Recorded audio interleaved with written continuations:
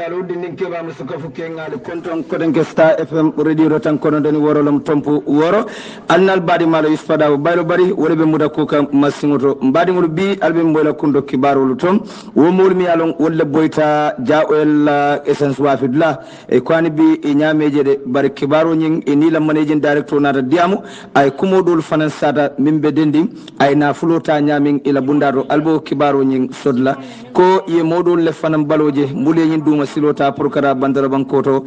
bari ibe saintem ibe parendiro ke kam pour ke murun nan gambe banko kan albo kibaro nyin sodla sojaro do mi alon ko biribe training ke kan e kate nata boy wala ketala sa nyati bakono albo kibaro nyin dum fanan sodla gambe banko dum fanan be fintilam pour kada ka tombondir ke mola muli alon ilafta wolle tara kansul yala kansul siran kan woto IC dum fanan be kumandir kala jama molu bela pour sawuli soma yeta carte fay ila moli ilafta moli tambi kansul siran nyinkam ay honorable Papa Touré aning haji bani ko siso wol fanan nada finti itata sandoro pour ka fuda ka kansulo lo nyaajibe ate wodin kira nyinto albo kibaro nyindum fanan so lambadi ngulu alben solo dum ni nata mbe suboni kulobon lale nyoto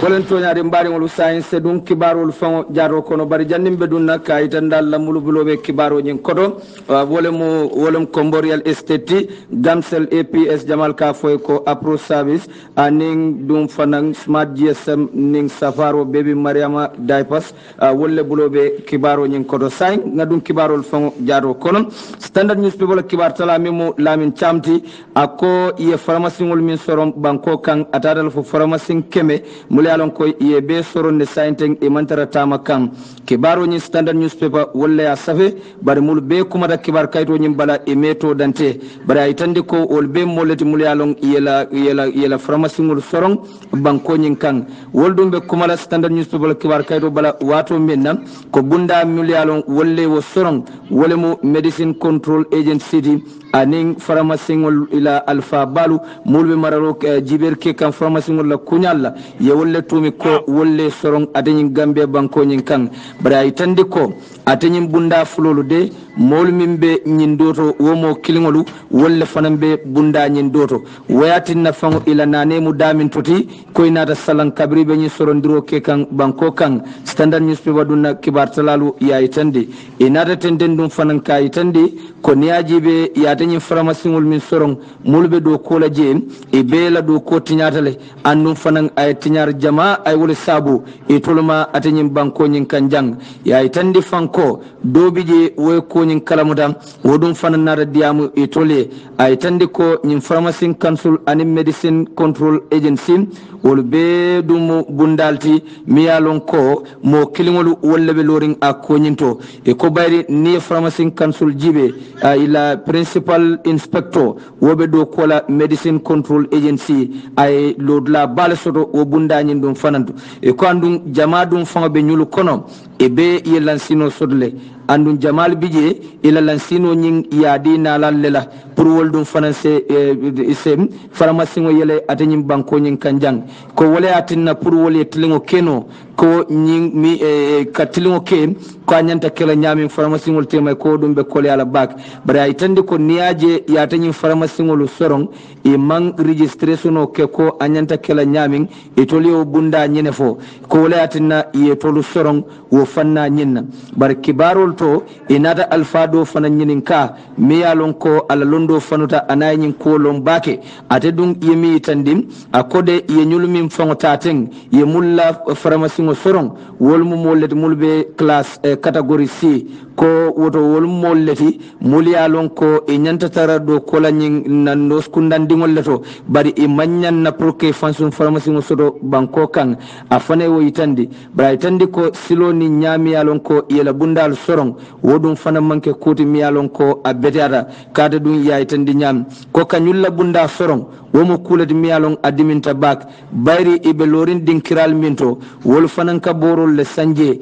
ila boje dun abol dun fanan torala anabe batan la bak ko woto dun e manyan na ka jibe koy wol damballe la bunda soron bar mul fanan be sabatirin je abe kala wol dun fanay ko ya ko balati ya alfanyin dun fanan yewo yitande ya yitande fanko do diamuta miye ya maro futandi minister bundala miyala wolle be maradin jata kendala ko jibe la banko kan koy nyanta nyin ko jibe la bakelde e nyanta ka jibe borol mimbe dunna nan banko kan mul fanan be marala bor wafilal la ko la banko kan wol dun fanan be nyanta jibe la womu ya marati miyalon ya safe standard newspaper kibar kayto bala koy ba futandla man sakunda kutola katambini minister bundala mbe maradin jata kendala ko jibe la atinyin banko nyin kan standard newspaper kibar tala ya itande koy kato ke pour ka fuda pharmacie council la nyaton koma memu esa marinat bal biri futata woto woman son kadiyam ya koyne ko ndolla office de silole bije ni lafta kuma kan taala ka bondi office nyimbulu bila wo silo nyi yitandila anata kamodo dile la mialon ika foy ko makiu jane biri futata wala wodun manson manna diamuye bayri wakabe la flanyina la janni ika futala ya kumandi folok bar standard newspaper na da kayitandi koy kumandiro ke kotenke anin ya safe letaro dum fanana e ma sodono puru inay kumatala nyotema bari ya kalamuta ko akafnyo do wokode asita nun jele pour ke batu kaje anise kumatala nyotema jannabi tala kamabe ben kumma dola bari tande ko tol wala karola dem ya kumandile andun ya texle wala mu ya letaro dum fanan kiyane e nama nyo sotono bari be lafila pour inim bunyim bunda fulol be se nyomoy memmo pharmacie consulti anen nyin miyalon ko wolle fanan be mararing boro la kol jibela medicine control agency pour ni wol dum fanan be se nyomoy no kaje e be nyin ko nyin dimba duben no la nyamin bari min koy da wolum nyinte ko pharmacie keme nyong wol be sorontal sain teng birim barodo mbadi ngulu standard newspaper la kibaro ya itandi ko womol mulyalon ko ye fanun atenyin gambe banko kan april karotil tang kata til tannin kilon kan wo keda lunti miyalon ko alungu dutanum bake atenyin gambe banko kan konyin tambirin kola mulyalon ko wolle dunta konyinto anin mulla dimbalu niyo tuta je wol fanan fentida e koyna da jural bake atenyin gambe banko kan nyin karamunto dindingol mulu bantatem ko nunto ya jamme atele sirim banko kan andun jamal dum fon ya tumi ko atele wo kan nyin di pour yo dindingol nyin fa banko nyin kan executive secretary member truth reconciliation repatriation commission baba galle jallo ay kan di kay tandi ko e be lola nyim molu fele pour kajem to nya kende masalon banko kan ya itandi fanko nyim victimol mu molleti mulya lonko gambe dingol lemu karamunto dindingol lemu iti annun jamal be kono mulya lonko ila njurol soto dolu bije fang wol fata a koñin konole ko koñin kan etol fanan be lola nyim bunda nyim april 10 and 11 fele pour kaje ko ila tonya e se wosoto banko nyin kan do fon fata je kaw mi ko Omar Baro a fana molti mi alon ala ni ko ya warta bake annum biring e benta e sita yedey ye suno futandi walla andi duate pour kaje ala silaja dum fanan sonendima ate nyin banko nyin kono e ko dundem e manta nyinala ate nyin talibol la mol fentida pour kela balamba itandi to malamin man sakunda kafuta ye dindigo dolu muta e boyte kan do fannata fa o konyinto nyin talibol fentida walla ye silota pour kela woni ko yitandi man sakundala kuma kan dun nata fenti kaje ko wol nyanta fala ko ni sojarolu e nata ka kesota miyalon ko life blood lomu ye talibol nyim bungala wonata sababu jamala fala atanyin gambe banko kam NGO lu wala mu nyin bundalu man faye bundal mulbe loring ye kafo millo woldum fanan nata ka kawde ko e be lola atanyin april 10 and 11 talibolu fele pour kaje ila tonya se dila atanyin gambe banko kan nyin talibolu kono mulu bijem atata fo mo tang andin nani dindingolu ani red cross dol fanan kafuda wolu male mulu yalon ko wolu betuta nyin ko nyin tole ya itande ko sanje tang anin sey e be kata ke kan pour kaje ko ila tonya se dire la banko kan bari hani bi email tonya sotono ka bondi Mansakunda bulu April 10 and 11 ko commission of inquiry lonung pour ko kunyi mutaka bejibe mulu barata akonyi na banko kan bari birin commissiono nyin yela do koke e nata ka tonya findindi ko tonya de mulu nyin dindi ngulu fa e lontale annun ya lonne e be minna nun wo wato janni kanyin dindi ngulu nyum fa bari birin wo kunyin tonya findida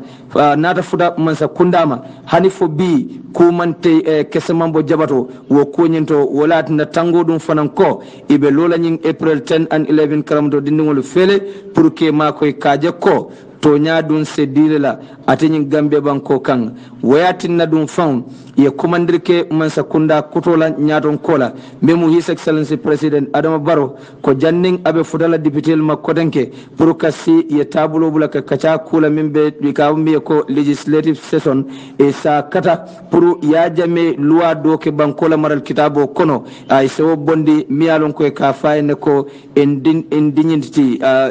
indemnity womu luwati miyalon kom kamam bete anda nyanta bola banko maral kitabo kono le e fanan yewo dani Mansakunda kuto nyim bulu e nata fulanjang ye millaje wolemu ko e commissiono millo pour ay jiberke 10 and 11 ku talibol la kola e se bulawo ko nyin nokan kaje ko akonyi ye tama commissiono ya la nyamin e fanan se tama wala e yewo yitandi Mansakunda kuto nyinna anin ku jamal mulyalon ko e wol be safe ko be parerin pour Mansakunda se loy fe ay fasa wo fanna nyento birimbarodo mbadingulu Standard newspaper kibar talalu ya itandi fananko oji salla e kate molti mimbe do kola nun Saudi Arabia Gambia bankoe ambassador dum fama matije bari amamme nun Mansakunda yala do kotinya nunne kanyanta bola jele ayna sey atenyin Gambia banko kan bari sainting inata ka itandi Standard newspaper kibar kaydo bala kodenke ko ya murundi ala ambassador yala le Saudi Arabia mendung yewo sabu wolem nyinti ko alfanyin ate be do kola nun daming memu Saudi Arabia tije abe do kola nun je do fanam ba ko do memu Mr. Sehu Jajuti wo Sehu Jaju e kate fam place bale babulu nun wo embassy bunda nyinto kate tilimbali anin tawnte yakono a pareta nun pour ka Gambia la fax machine ko nyika wodum machine kende balati membe loring ambassador law bunda nyinto je ka pareta nun pour ko leta bari alfal mulbe do ko la je woliya kata pour kaje akana wasambano jeltomu sabona nyo sabona ta dung atenyin Mr. Sallaning Jaju tema ay tandala ko ite manke ambassador te kodenke Gambia banko kan kumato ikama min fay a silandi dum fanko aba bolela Saudi Arabia la police oliya bari kodem alfal mulbiye woliya kata bake pour kaje akana wa masingu nyin fintindino ya kata ya fintindi wo bunda nyinto je bari ko veteran diplomat wo molti mialon kom ate lonta bake aning ala do ko dum fanano ate ko nyin sallade molo mialon ko ala do ko no annun kekende balmu min kalo Gambia bankoe bayra ko biring ay do ko nyin damuta e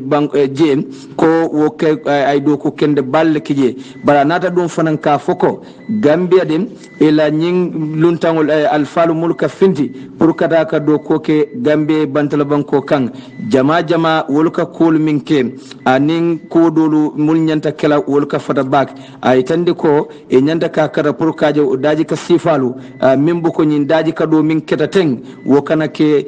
Gambia la bundalto mulbe lorin banko e banta afanan dum ye jari futandi Mr. Sallama abe kato minna kalo Gambia banko e bari ay tande ko nyi Mr. Sallade ya murundi ala do kolale andum ye Ministry of Foreign Affairs ila diamla mi Seku Sisedi ya kalamutandi akumo nyina andate dum fanan ya tonyande ko ya murundi ala do kolale bari wo kola amanna jamfa kumo nyin kono ko kibarulu ya itandi jam birimbodo mbadi ngulu Standard newspaper kibaru ya itandi ko Gambia dingolu be fintila soma pour kata ka tombondirke kansul la min nangamo bidala fo kansul keme muang wol bebe tarra wodol leto bari mol mil lota pour ka wosiraw ñi ñini atata fo mo keme anin kononto wol be pareta pour ka ñin siran keme ni mo wanne ñini ya waya itandi ko mo jamalu ñinan mulbe paredin pour ka siraw ñini gambia dingol dum fanam be fendila pour ka tombondirke mola e lafta mi tambi ka kansul ya siraw ñin gagné banko ñin kan ya itandi ko kansulol ñin kono mo fula wolu mallo ño soto ye wol tombonde nin kumu walla place be bulle sañ wolu be tentenna ila do ko ñinale ko ñin dum ayisi ko ye la police stationol janjandula beleto andi be parerin pour kaje carte fo seke a ñama ka dalta kala ñami banko kan ko talan selomo e be police stationol dum fanam be yella campagne woda wo kum fata banko kanne say mintude je wala mo kata carte fo United Democratic Party woliye mo kemem mo tang anin saba ibe parerin pour wolle siraw ñini banko kan GDC mo tan sey anin fula PDOIS mo tan saba anin fula NRP mo moang anin woro NCP mo lulu PPP mo tan saba anin fula independent candidate mo moang anin lulu APRC mo ta woro anin saba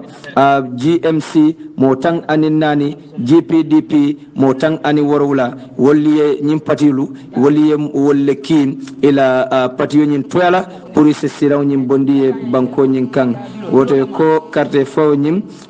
kafu jamalu mulbe banko kan e ba ko jibela pour kaje ay tanin telengoning sarto kono abe wol kono ka fodolo da min amamme ka fay ko Gambia kelim wan Gambia wol dum fanan be kafula molu kanne molbida carte faw nyin Kenya jibela Star FM dum fanan na molbe fendila pour kata ka carte faw nyin Kenya lu jibe YMPC memo youth mainstreaming for positive change wol fanan be fendila pour kata ka carte faw nyin nakol jibe pro Gambia o fanan kafula de mebe banko kan wol fanan be fendila pour kata ka carte faw nyin nakol jibe abe kala ñaamin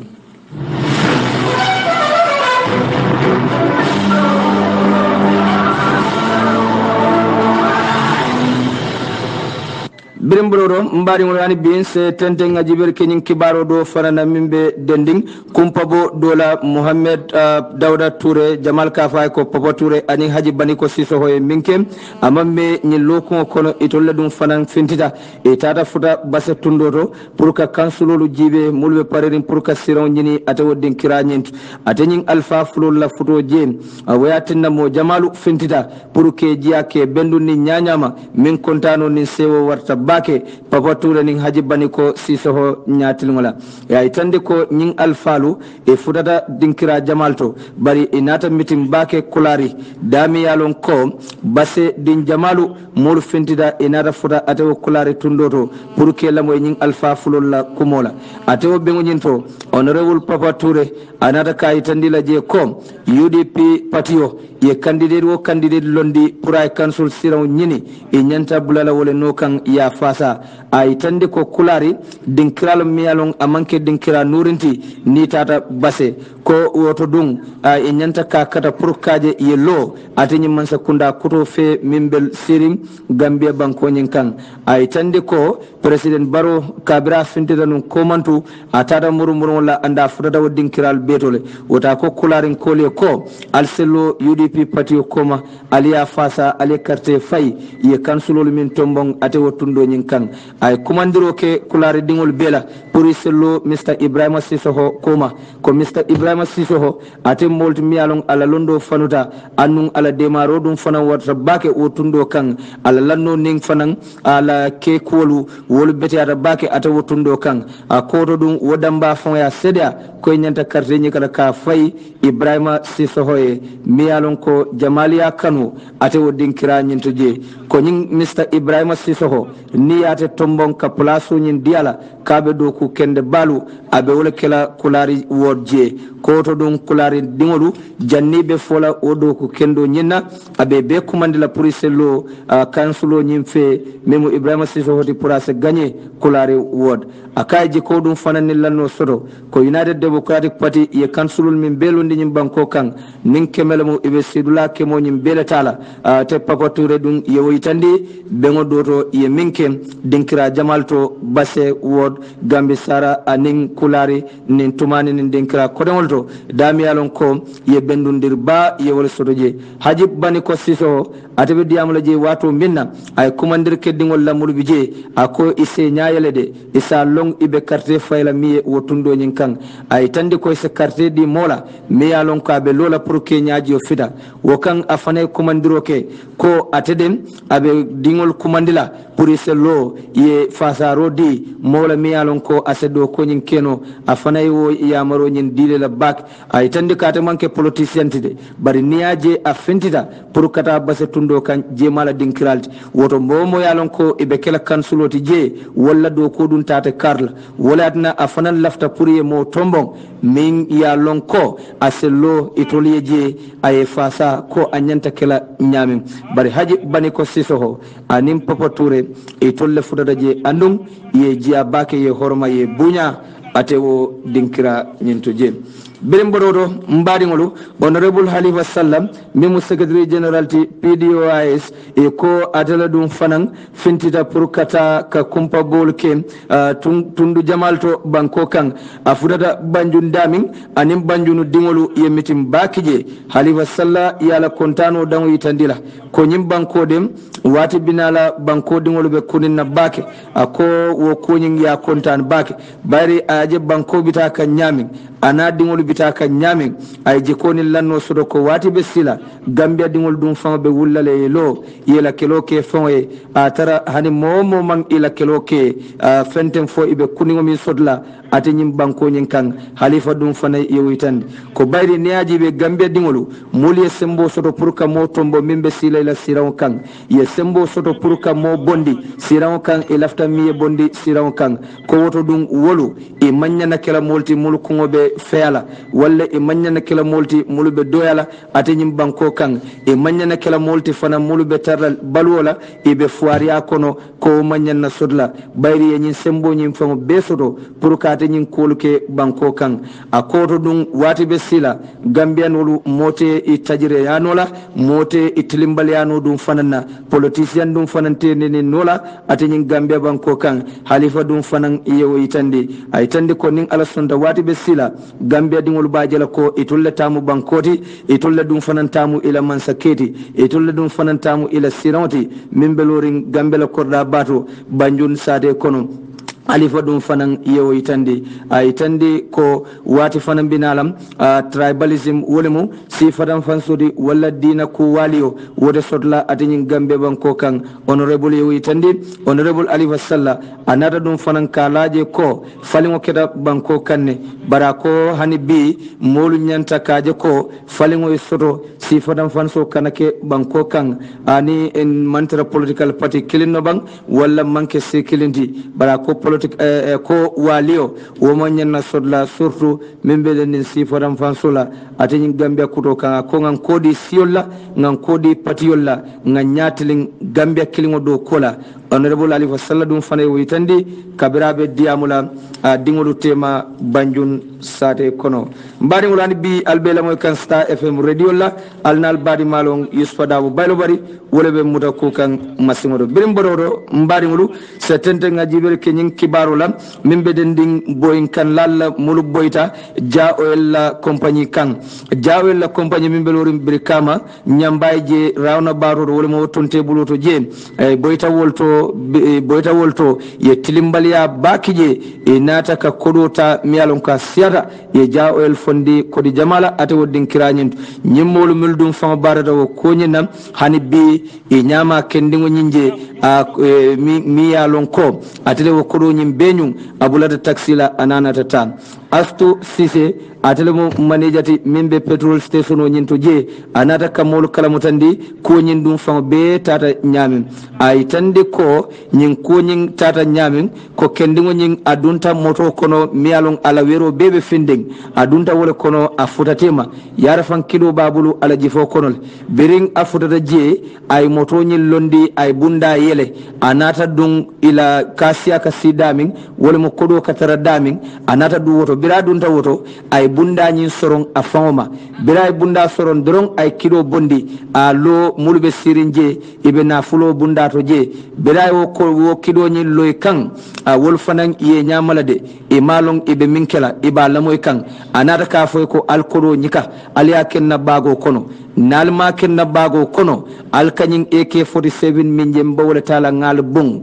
almantala hanidulawo dulalatu bering iye tol silandi wo nyama e fana manna ko kula keno e nata kodo nyika ka kala bago kono e be dering e man kuma fono ay anata ka continue wole nyama mobile do fana bije mialon ko astu do malemo ay wo mobile nyinta mialon smartphone kendek ba ay fana nyika aya sambaje kendi wonyin ay kodo min tebulu Gambia kodo de atata la fo wili sey keme woro wala tang ani woro sefa kodo wili muang nyong yewo sambale anata sefa kodo do fananta min tata fo wili sey keme lulu yiro kodo do fanan bije ay nyungol bela ay samba kasaro min kera jaawel lawo bundato e ko ni ana fuloji be atata fo million fula kendu e nyum minna aya samba boxo do fon bije mialon e musonyin ko amalon jelle bo kono ay wodum fanan nyunne ayo fanan samba atenyin kendingole wodum fanan beke bari akobirin abe kodo nyin tala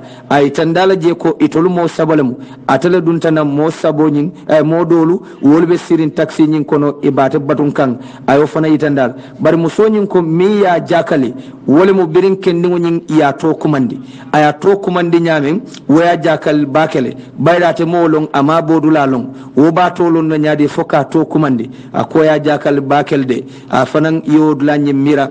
amalon abe minkela muso nyindum fanan yewoytande muso ko niyaje itole kodo nyika kade e silata fanyinela wala atina e man hani barbiri kodo nyindiyala e nada kaje abe moto bay schoolo kan abita kan jelto mi fanan fintida e wuro komandi e chocho komandi bere yewo kedron molu nata fintinan e nata lo pour kaate nyin kendingo nyin muta bari ya bunyawnya aboyta a wulta wo nyama ay taxi tiyoje e kanata ka wo bulawo fanan na taxi la a tententa wole nyama anata ta bare hanibe e koy nyamaji musonyi mimbe diablo mimu astuti ako bera ko nyin kira e fudada birkama police station male e tata sojar kunda e fudada police kunda fanan ye kala mutandi a konyin bare woli mi tandi la wole mo ko e ba katala pour kaje ya konyin be kiskis isa mari dum fanan mutano bare hanibe amam mutano min koyta Forea newspaper kibar kaydo bala wala nyenti ko amang muta no hani be sojaro do mi alon ko Mustafa Jallo Forea newspaper kibar kaydo bala wala ya sabe ko Lance Corporal Mohammed Lamin Jamme ko atemu Navy sojarolti mi alon ko ibe training ne kekanu joint officers mess pulo do bije ibe wolto ibe la sojaria kulu kekanje be atenyin sojarol la kumala mimu Lamin ke sanyanti ko beri bo kekanje dorong kendingo do nata boy mi ya lon ko ka saranta dron boyta lieutenant couple jamme e ka boyta anata wonata sababu atela fala bayri ko bira boyta ya katale pour ka samba sere kunda general hospital bari wolnata ka foko afadale annum bade nyim ko e bo kala biyamle sojar kunda ko be duwanyina bebulu pour alase lajango nyin soniama mbari ngulu wato la doya kamba anin baylo la bulwulindo kamba mbe lola jangata nin kankularo la folo do monding ko